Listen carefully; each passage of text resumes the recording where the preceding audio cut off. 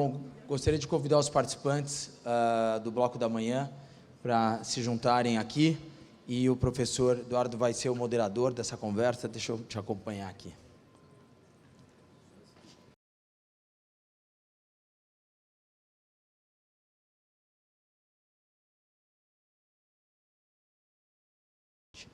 Bom, obrigado, Renata, pela palestra, que deixa claro para nós como a infraestrutura necessária, tanto quanto o ambiente regulatório apropriado, quanto a existência de um mercado livre, é fundamental para o grande consumidor.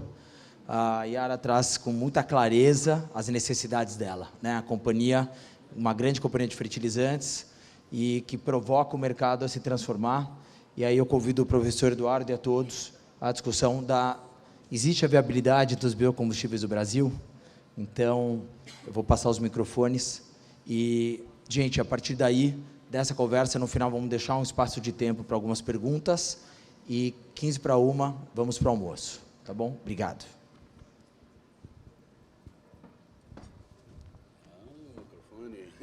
Obrigado, querido. Bom, gente, tivemos um dia muito rico, né? Eu estou realmente muito contente com o que eu vi hoje aqui, né? E eu vou fazer primeiro um breve resumo do que foi dito hoje aqui, né? Nós tivemos primeiro o Rogério, que falou num ponto muito interessante, que é a parte da navegação, né? A navegação é um problema no que diz respeito ao uso de biomassa e de biocombustíveis, né? E esse é um ponto, a Amanda também colocou, né, bem, são os dois níveis que nós temos de problema com relação a biocombustíveis, aviação e navegação, tá?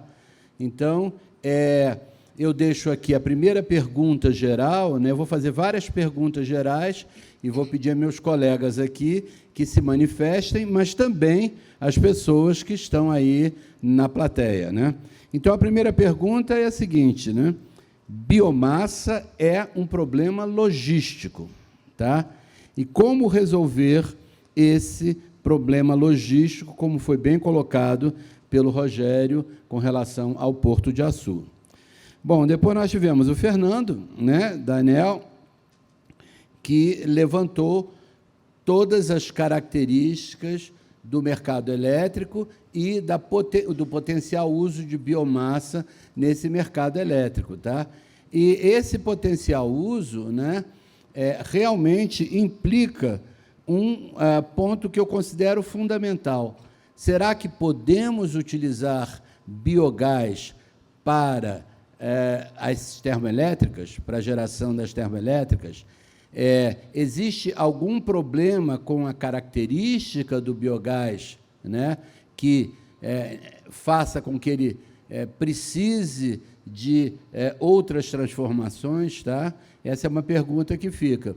Mas, particularmente, é muito importante lembrar, né, que nós temos o problema do chamado peak shaving, ou seja, nos momentos em que há uma grande demanda elétrica, né, é possível que esse biogás seja a solução para suprir o mercado, né? Bom, depois nós tivemos o Giovanni Rosa, né, que falou bastante do bio-GNL, tá? Eu trabalhei bastante com gás natural, tá? E ele apresentou um ponto que a gente conhece, que é justamente a composição do biogás, tá? Gera problemas na etapa de liquefação, né? E aí eu deixo uma pergunta para todos, e que tal outras tecnologias de transporte de gás natural, né? Nós temos, classicamente, né, o GNL, o GNC, tá? O GNA, o gás natural adsorvido, o GTS, Gas to Solids, que é fazer hidratos, tá? Então, eu deixo essa provocação aqui. Será que GNL é a melhor tecnologia para biogás? Tá? Então, esse é um ponto que eu gostaria de deixar, que é uma pergunta para todos. Bom, depois nós tivemos a minha querida Amanda, que eu conheço de longa data, né, falando do SAF, né, dos combustíveis de aviação sustentáveis, tá? E esse é um ponto também crucial, porque eu não sei como está a IATA hoje, a Amanda pode me corrigir, porque ela conhece isso mais do que eu, da parte de legislação, né?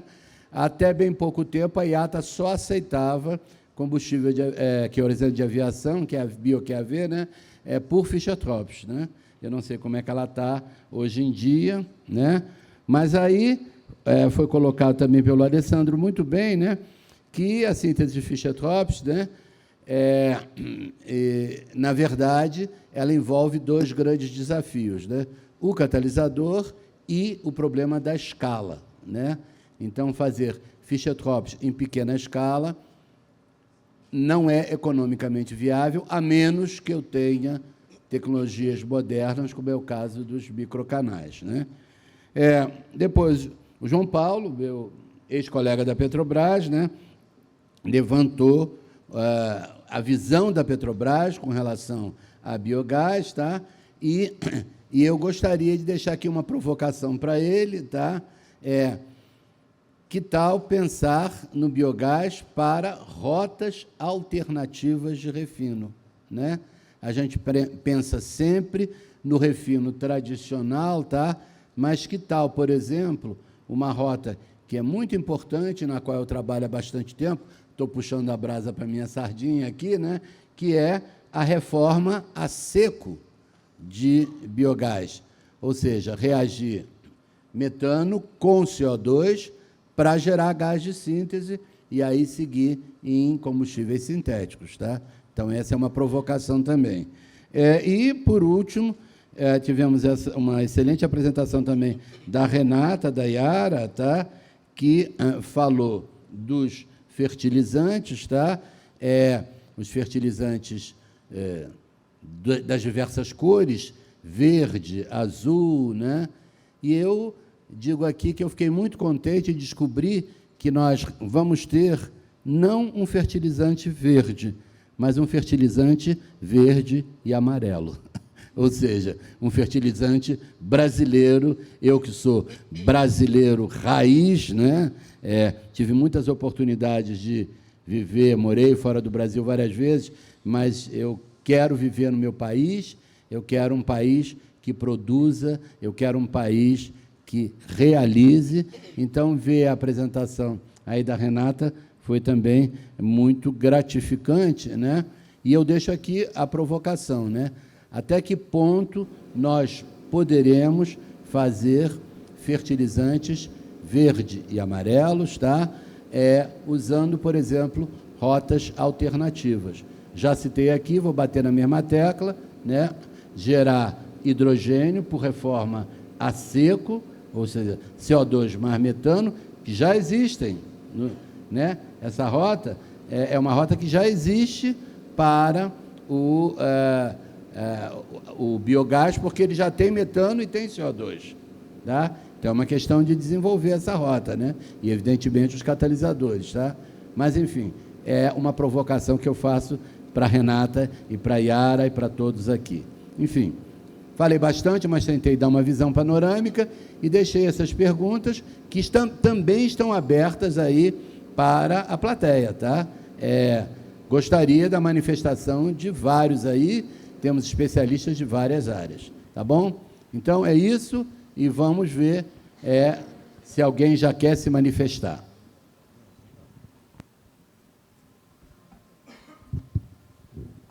Bom, professor, enquanto o pessoal se aquece aí, eu vou tomar a palavra rapidamente. São perguntas importantíssimas, de extrema relevância, e o que me ocorreu na sua fala, eu acredito que você vai concordar comigo, eu acho que, para aproveitar todo esse potencial, para desenvolver soluções em termos de tecnologia e inovação, é fundamental investir em pesquisa e desenvolvimento e inovação. Então, em algumas oportunidades, eu já tive discutindo isso com entes da cadeia de inovação, até mesmo o pessoal da ANEEL, que faz um papel excelente com o programa de desenvolvimento com recursos da ANEEL, de que o biogás, ele, apesar de não ser novidade, ele ainda requer muito em investimento em inovação, investimento em aplicabilidade, né? Então, por muitas vezes, a gente quer conversar sobre hidrogênio a todo custo, mas tem um dever de casa ainda, que é fazer o biogás com consistência, com estrutura, enfim, garantindo a qualidade, enfim, como você mesmo questionou no desafio do BioGNL. Então, eu acho que esse é um bom caminho aqui para a gente conversar, como manter o biogás na pauta do pesquisa, desenvolvimento e inovação no país. Excelente, por aí mesmo. Quem mais? Não, acho que eu não estava ligado. Agora está funcionando. Eu até iria na mesma linha em relação ao aspecto de P&D, de pesquisa e desenvolvimento. A agência, recentemente, ela reformou o seu modelo de PDI, é o que nós chamamos agora de PEQI, é o Plano Estratégico Quinquenal. E lá tem uma linha específica para fontes de geração de energia renovável. Então, eu acredito que ali também é possível verificar se consegue encaixar um projeto de P&D nessa perspectiva de fazer com que o biogás ele tenha mais escala, ele tenha a possibilidade de fazer com que ativos de infraestrutura sirvam melhor a ele, para poder fazer com que aquele biogás interiorizado ele consiga também atender a carga e atender a indústria. E um outro aspecto, e aí eu acredito que vai na linha do que foi colocado em relação ao BioGNL, que eu acredito que é interessante. Veja só, nós temos um ativo do setor elétrico, que é Jaguatirica II, que ela fica em Roraima. E o gás natural que atende Jaguatirica II, ele vem do campo de Silves, no Amazonas. Foi uma solução que foi dada no leilão da agência, no sentido de fazer com que aquele gás extraído de um campo amazônico em Silves, ele seja convertido, aí utilizava até aquela tecnologia da Galileu, vai por caminhões 1.100 quilômetros do sul do Amazonas até o norte, até Roraima. Lá ele é armazenado e depois ele é reconvertido em gás natural para atender ao UTE Jaguatirica II e fazer com que tenha geração de energia. Eu penso que a mesma lógica ela é possível ser incorporada, óbvio que numa escala menor, mas para o BioGNL, porque nós temos tecnologia para isso, nós temos condições de fazer com que essa energia renovável ela tenha condições de ser criada em escala, ela tenha condições de desenvolver mercado e ela tenha condições de fazer aquilo que é justamente atender a ponta e, em determinadas situações, fazer um peak shaving e fazer com que, efetivamente, a gente tenha mais confiabilidade na rede. E eu ouvi aqui a fala do João Paulo, e ele colocava que ele saiu de casa num automóvel que, eventualmente, estava sendo conduzido através de um combustível de gás natural, que pegou o seu avião e tinha querosene de aviação, e muito provavelmente aqui era etanol. Imagina, mais daqui para frente, a possibilidade que nós não temos, numa perspectiva de eletrificação dos automóveis e veículos híbridos. Eventualmente, você tem um veículo híbrido em que ele pode ser etanol e o seu armazenamento decorrer de uma energia gerada por fonte renovável. Quer dizer, a nossa lógica de geração de energia elétrica ela vai também fazer com que aqueles setores mais fáceis de abater, como foi falado ainda há pouco, ele, numa perspectiva de eletrificação da economia, seja ainda mais simples. Então, de tantos debates, tantos pontos que nós tratamos aqui, eu não tenho dúvidas em afirmar que os biocombustíveis, eles têm espaço, eles cada vez mais estão presentes na nossa economia. As agências reguladoras, a gente colocou aqui praticamente todas as regulamentações da ANP, as preocupações da ANEEL e tudo aquilo que é feito em termos de projetos de agentes do setor. Então, eu penso que nós estamos aqui tendo a oportunidade de discutir o que vai ser o futuro, mas vendo de modo muito evidente, de modo muito claro, que biocombustível no Brasil ele já é realidade e que o que falta é apenas efetivamente ter um pouquinho mais de infraestrutura para ter mais capilaridade e poder fazer com que ele seja alcançado por toda a sociedade brasileira. Excelente, excelentes comentários. Quem mais gostaria de falar aí? Posso falar? Vamos embora, O professor não é mole, né? Ele faz a pergunta difícil e fica ali. Mas, bom, pegando um gancho aí, eu acho que o P&D importantíssimo, né? Nós, lá da Petrobras, temos o nosso centro de pesquisa, temos representantes aqui, inclusive, que desenvolvem projetos na área de biogás e biometano, né? A gente tem um projeto que eu participei agora mais efetivamente, que é com CI Biogás, né? E discutindo vários desses aspectos que a gente trouxe, né? De como fazer o biogás e o biometano, não só a rota tecnológica, mas qual é o sentido econômico que faz, né? De que maneira o biogás e o biometano melhor se inserem na cadeia, né?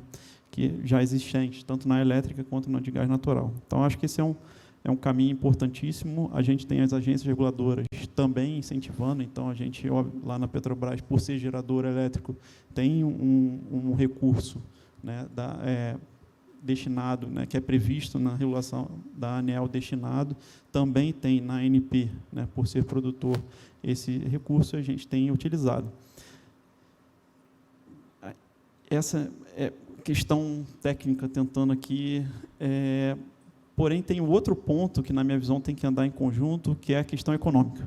Então, a gente, né, é difícil você colocar dinheiro, né, numa questão que você viabiliza, não vê viabilidade. Então, a gente tem que, à medida que vai estudando tecnicamente, tem que ir também transformando os projetos em projetos reais.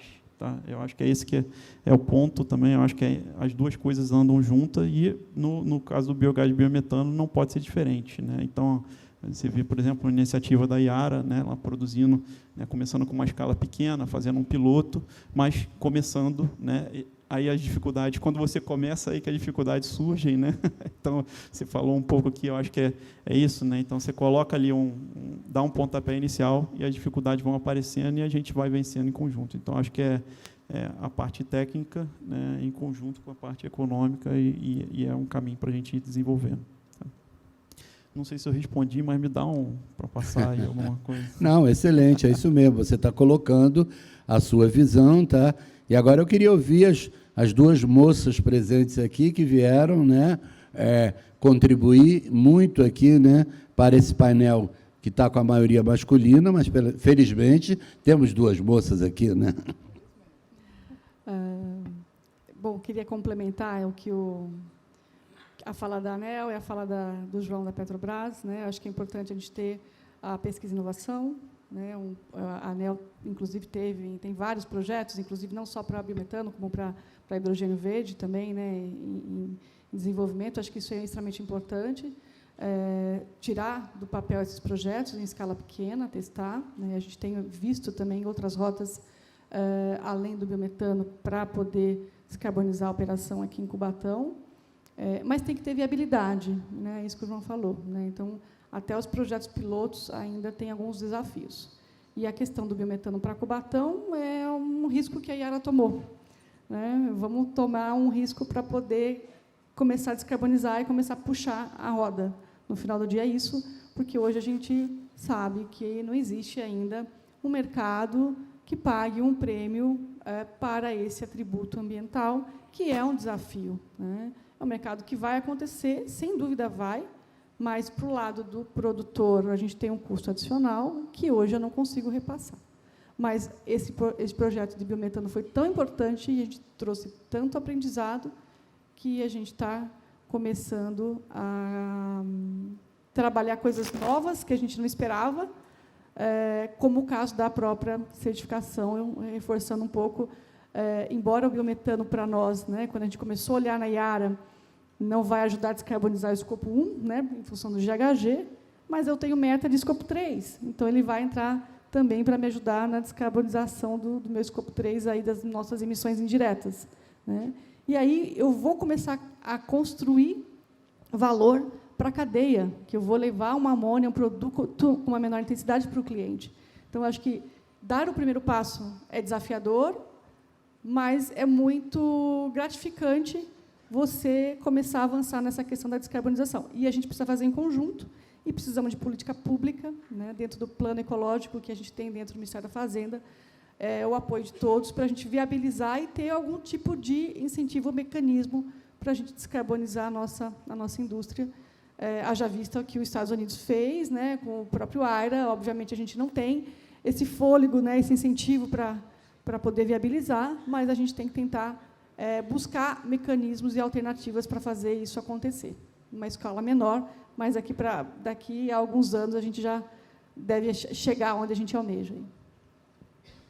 Excelente, Renata. Eu acho que você está colocando um ponto que eu gostaria de abrir para todos também, né? Que é o problema dos incentivos, né? Eu trabalhei muito com o Fischer-Tropsch, tá? E, por exemplo, a Califórnia dava incentivos para o diesel Fischer-Tropsch. Por quê? Porque as rotas verdes, como estão se instalando, elas são ainda mais caras. E elas só podem ser viabilizadas por meio de incentivos governamentais. Ou seja, é aquela história, eu quero mesmo entrar num programa verde, eu estou brincando ou eu estou de altos, como dizia quando eu era garoto, que eu não queria entrar, quando eu estou de altos, né? Entendeu? Então, esse é um ponto que eu acho que você colocou muito bem. Agora, eu queria ouvir a Amanda. Bom, eu acho que meus colegas aí, Eduardo colocou muito bem, e uma coisa que a Ana falou por último é de políticas públicas, porque sem regulamentação o produto não vai para o mercado. Então, a gente precisa andar junto, né? Tanto políticas públicas, quanto empresa, portar isso aí, como academia, né? É raro, assim, por isso que eu parabenizo a Gel novamente, está aqui 2 professores, mas o professor Eduardo foi de empresa, né? Eu tenho bastante contato, mas muitos pesquisadores que estão aí não têm essa entrada de forma nenhuma né, em empresas e etc. E as empresas estão abertas para colocar os seus problemas, porque na academia é uma barreira difícil que existe. Nossos maiores institutos de pesquisa estão nas universidades, né? E a gente, de fato, tem essa barreira que a universidade não conhece as dores da indústria, né? Logo, trabalha com coisas que estão muito mais à frente e ele podia trabalhar um pouco mais perto para poder desenvolver, não que abandonasse o que está longe, né? A gente, como pesquisador e desenvolvedor, a gente precisa desenvolver também o que aparentemente não é economicamente viável. É necessário para poder ter desenvolvido e a gente tomar posse quando necessário, porque não se desenvolve uma coisa em 6 meses, se desenvolve em 10 anos, 15 anos. Então, de fato, tem coisa que hoje a gente não enxerga que vai valer a pena e que, talvez, futuramente, aquilo tenha seu valor. Mas a gente precisa das duas coisas. A gente precisa que a indústria nos coloque os problemas ou as dores que ela tem para poder serem trabalhados, né? E, sem política pública, não tem condições, porque a empresa não investe se não conseguir segurança. E políticas públicas passam por isso, né? Através das políticas públicas, a gente dá segurança para um investidor colocar seus aportes. Yara tocou no outro ponto de investimentos, de aportes mesmo do governo, que a gente está acostumado a ver nos Estados Unidos, e não é uma política no Brasil. Os Estados Unidos pagam, literalmente, né? No caso de SAF, ele está pagando simplesmente o dobro, né? Ele está indo, eu acho que é $5 o galão, na verdade, o custo é de 10, ele está botando 5 em cima, e lá é a realidade.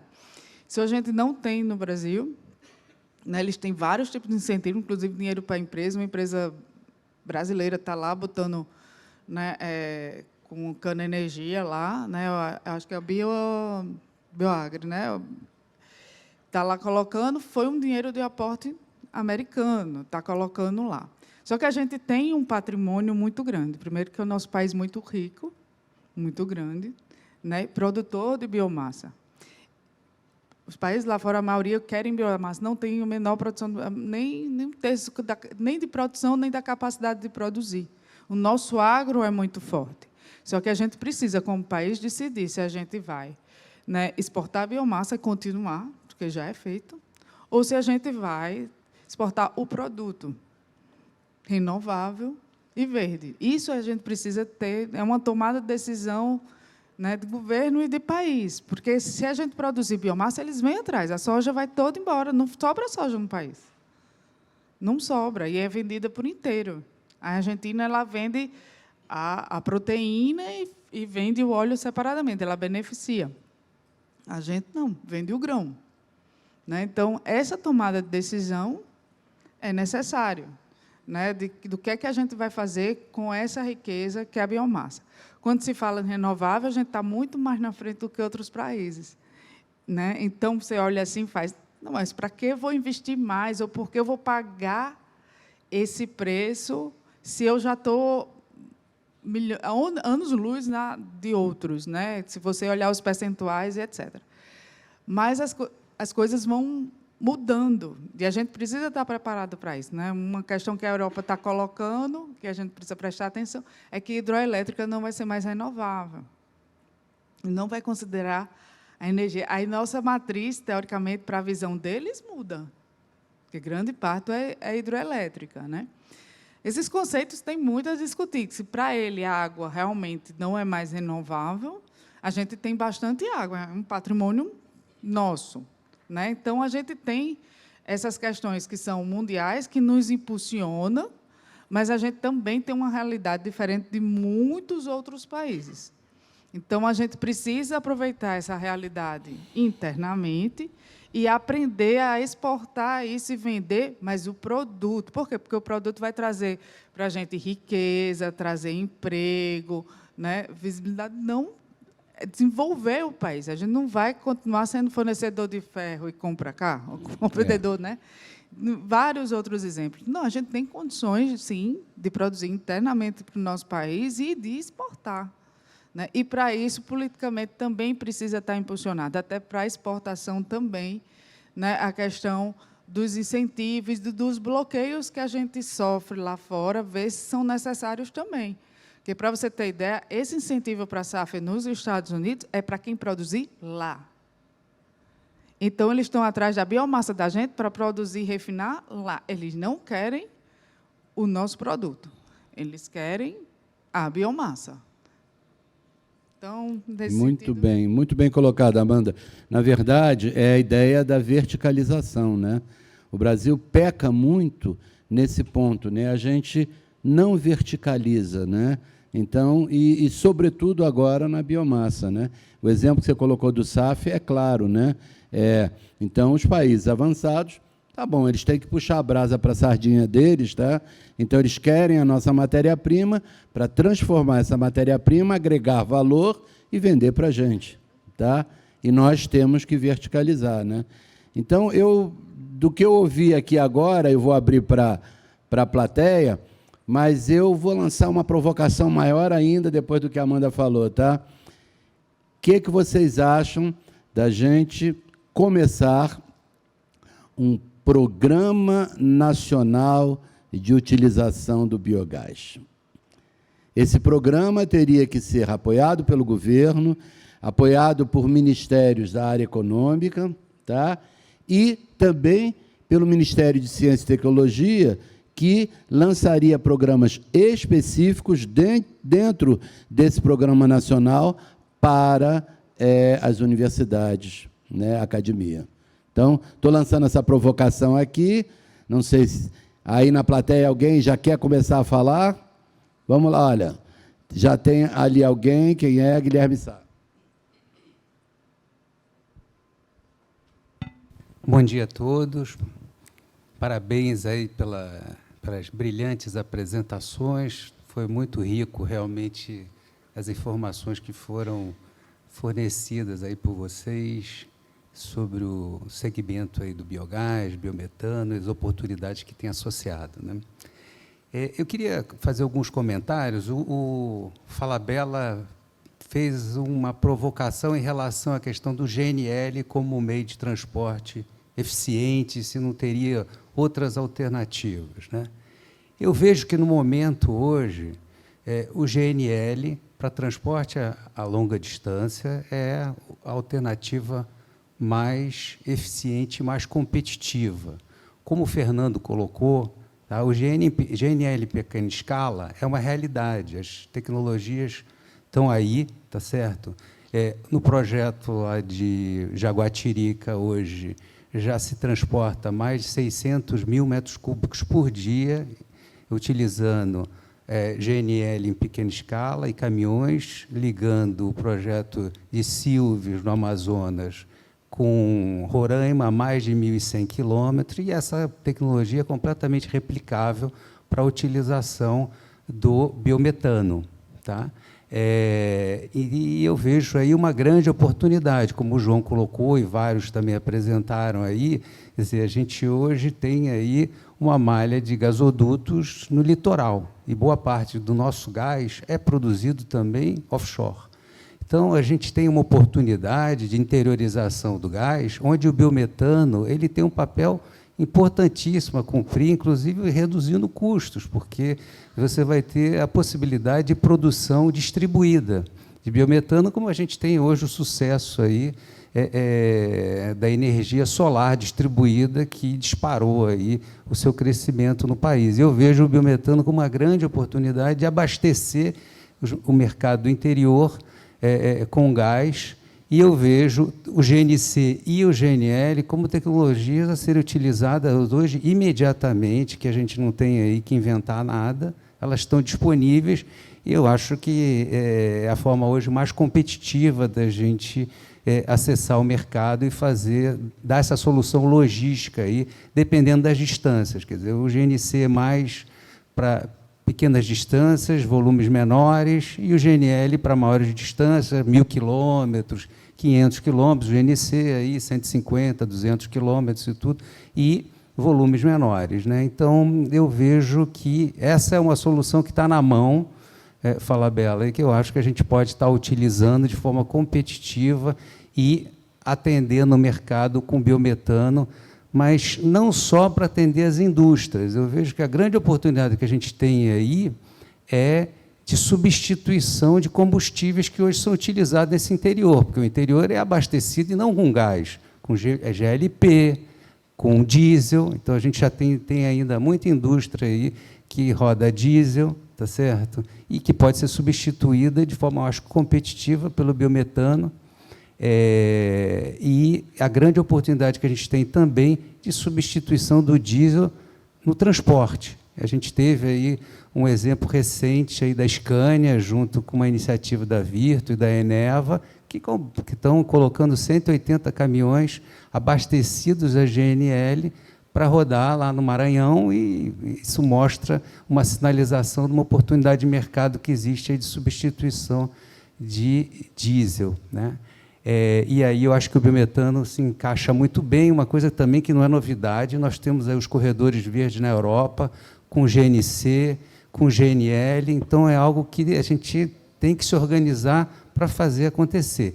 Eu gostaria que o país estivesse falando mais em biometano, em biogás, do que fala em hidrogênio, porque, na verdade, quer dizer, o marketing do hidrogênio é fantástico, as pessoas falam como se fosse acontecer amanhã. Como o Zampronha colocou muito bem, essa questão da exportação de hidrogênio é um sonho, tá certo? Existem muitas oportunidades de você utilizar o hidrogênio na cadeia produtiva, para indústria siderúrgica, para fertilizante, mas o buzz em cima do hidrogênio é desproporcional com a oportunidade que existe, apesar de muita gente achar que é combustível do futuro, que é uma grande oportunidade. Eu gostaria que a gente se mobilizasse, como o Falabella falou, e fizesse realmente um movimento com essa mesma dimensão para o foco no biogás, no biometano, que está aí na nossa mão e que a gente tem condição de aproveitar aí imediatamente essa oportunidade de se diferenciar internacionalmente aí, como um país com combustível verde, que a gente consegue utilizar ele já no curto prazo, né? Muito bem, é isso aí, né? Eu vou bater na mesma tecla, né? Eu quero um combustível verde e amarelo. Tá? Bom, mais perguntas aí, gente, por favor. Tem alguém levantou a mão lá. Eu peço que se identifique, tá? Alô? Oi. Só desculpa, eu esqueci de fazer uma pergunta. Eu gostaria de fazer uma pergunta que é para o João. Tá? Porque o João mostrou lá aquele mapa e você colocou aí, puxa vida, por que só temos 90 e poucos projetos aí, de biogás e 23 só de biometano e tudo? Eu acho que a gente tem um problema sério de garantia de demanda. E aí a Petrobras, como o maior consumidor de gás aí do país, se existe interesse em estimular o mercado de biometano, é fundamental que haja sinalizações de garantia de demanda dos grandes consumidores, contratos de longo prazo, porque você vê uma série de empresas que têm interesse em investir no biometano, mas que a maior dificuldade dela é justamente ela ter um contrato de longo prazo para poder suprir o mercado. E aí, se você tem o biometano sendo comparado como um combustível para substituir o gás, temos o desafio aí da competitividade e a questão do atributo. Aí eu gostaria de ouvir um pouco como a Petrobras está vendo isso e como ela vê até o seu papel como indutora desse mercado de biometano. Ok. Eu só vou pedir ao João, levantaram a mão ali antes, então eu vou dar primeiro a palavra à pessoa que levantou a mão ali, e peço que se identifique, e depois eu passo a palavra para o João responder. Meu nome é Alexandre, eu sou da Usina da Pedra, do Grupo Pedra Agroindustrial. Ô, João, se você quiser responder, pode responder, aí na sequência eu faço meu comentário, só para não perder o link aí, fica à vontade. Pô, eu estava ganhando tempo aqui para pensar. Bom, obrigado pela pergunta. Um pouco da ideia que a gente quis passar aqui é justamente essa. Tem todo um potencial de mercado, né? E pelo menos a primeira parte ali, quando eu falo de carbonização, não é potencial. A gente consome hoje 10 milhões de metros cúbicos. Então, e a gente tem uma grande questão: como eu descarbonizo essa operação? Tá? Como eu falei, temos 600 projetos, né? São projetos, e ali incluem projetos, inclusive, para IP, tá? Mas, enfim, são muitos projetos e eles competem do ponto de vista de competitivo, tem que ser competitivo, né? Por todo o histórico que eu tive, por toda a questão de integridade, né? E pelo fato de ser uma empresa de capital aberto, com regras e retornos a cumprir. Tá? Então, acho que esse é o nosso principal ponto.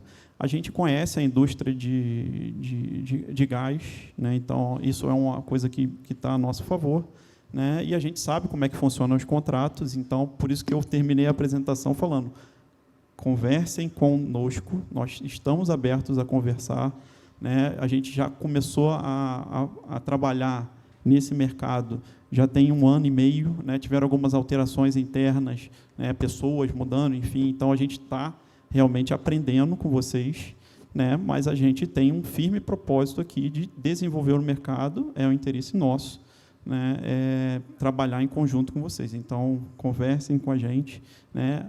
O ponto é que a gente precisa ser competitivo, né? Como a Amanda estava falando, né? Você olha para o país, né? Os países olham para os seus potenciais. Então, o cara não tem hidrelétrica, fala: hidrelétrica não vale, né? Vou tirar do jogo lá meia dúzia. A China, você olha ali o gráfico que a Yara mostrou, né? É o maior custo, é o maior nível de tonelada por nitrogênio, não me engano, mas eu tenho que alimentar 1,2 bilhão. Depois que eu fizer isso, eu resolvo o resto dos problemas. Então, no final, a gente tem que encontrar a melhor solução para desenvolver esse mercado, e nós aqui estamos, né, nos dispondo a conversar com todos para fazer os projetos saírem do papel com competitividade. Tá? Bom, agora é Alexandre, né, que levantou a mão. Isso. Não, eu queria aproveitar a fala da Amanda e também a fala da Renata, e agora o João completou aí. A Amanda comentou da venda, da exportação da soja, né, Amanda? Nós entregávamos bife lá para a China e tinha uma arroba de boi a R$300. começamos a achar bonito mandar o boi em pé e vende arroba hoje a R$200, vende o boi em arroba para a China. Então, essa é uma preocupação enorme que a gente tem que ter do nosso país. O João falou, e a Amanda também, a questão da energia hidráulica, né? Agora a hidráulica não é renovável mais. Então, nós precisamos tomar cuidado, e o Brasil se defende muito pouco, né? A Renata... Deixa eu dar só outro exemplo desse daí, que eu era estudante quando vi isso. Na universidade, no tendão de usina aí, existia um álcool, que eu não sei se hoje ainda existe, álcool tipo Japão. Que era um álcool que o Japão queria antes da desidratação, antes do processo. Ele queria para dar emprego lá. Ele ia fazer o processo que ia ser feito aqui lá. Então, ele queria o álcool mais barato para ir para lá. Então, para dar emprego lá. Isso é proteção do país dele. Exatamente. Né? A gente tem que fazer o nosso. Né? Vou aproveitar o gancho, João. A gente importa combustível. Não precisaríamos. Né? Então, fica brigando aqui, e etc. A gente teria renovável para suprir essa questão. E a gente já tem óleo de petróleo, vamos dizer que a gente, sem falar no verde, só uma questão de internamente usar a energia própria, a gente já explora suficiente óleo. A gente não refina o suficiente. Então, a gente importa, que é AV, importa diesel e exporta óleo bruto. Isso daí, simplesmente, porque a gente não quer investir numa refinaria mais, ou em outro. Isso falando do petróleo, sem falar que a gente tem verde para substituir isso, assim, tranquilamente, entendeu? Então, isso é minha revolta pessoal aí como brasileira, porque a gente vê um país muito rico e que tem gente trabalhando, né, precisa um pouco de incentivo e alguns tipos de proteção para que isso aconteça mais rapidamente. Com certeza, né? Vou dar só um exemplozinho rápido aqui. Líquido da castanha de caju. O Brasil é o maior produtor de castanha de caju, a castanha de caju é cozida e gera um líquido. Esse líquido é riquíssimo em aromáticos sofisticados. As pessoas compram, tá?